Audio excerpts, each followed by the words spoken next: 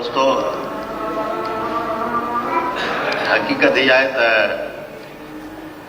आऊं बि जामी वांगुरु अणकोठियो हिते आयो हुउसि।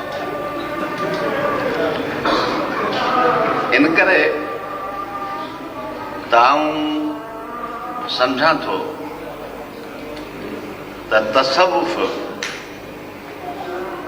पंहिंजो इज़हार ॿिनि ज़रियनि, उनजे इज़हार जा ॿ ज़रिया आहिनि, हिकिड़ो इश्क ऐं ॿियो शाइरी।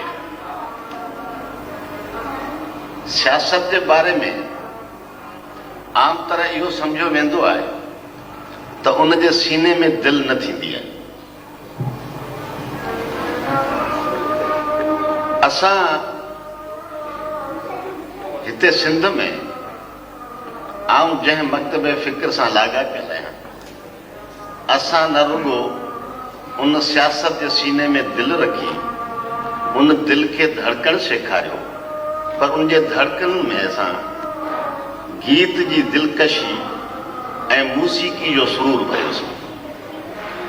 त इन ई मैदान में इन यकजहती खे, इन संगम खे बरक़रार रखंदे, कॾहिं कॾहिं सियासत जे संगला रस्तनि ते हलंदे जॾहिं असांजा रूह ज़ख़्मी थी पवंदा आहिनि, तॾहिं असीं कोशिशि कंदा आहियूं त अहिड़नि अदबी मेड़ाकनि में अची शाइरी ॿुधिजे।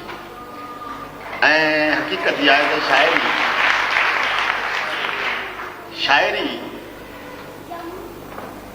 जंहिंखे शाइरी चइजे, ऐं हिन ते लेक्चर कोन थो ॾियां, न ई तव्हां वॾियूं ताड़ियूं वॼायो, ऐं तकरीर कोन थो करणु चाहियां, सिर्फ़ु हिकिड़ो अधु लफ़्ज़ ॻाल्हाईंदुसि त शाइरी जंहिंखे शाइरी चइजे, उन में मूंखे एॾो मज़ो ईंदो आहे जहिड़ो राति जे पोएं पहर थर जी भिटुनि ते सितारनि जी छाट किरण सां ख़ुशी महसूसु थींदी आहे, मज़ो ईंदो। या राति जे पहिरीं पहर में कंहिं शाइर जे प्याले में चंड जो अक्स ओतिजी अचे, उन करे ई हाज़िर थियो होसि ऐं दोस्तनि स्पेयर टायर वांगुरु खणी सदारत ते विहारियो।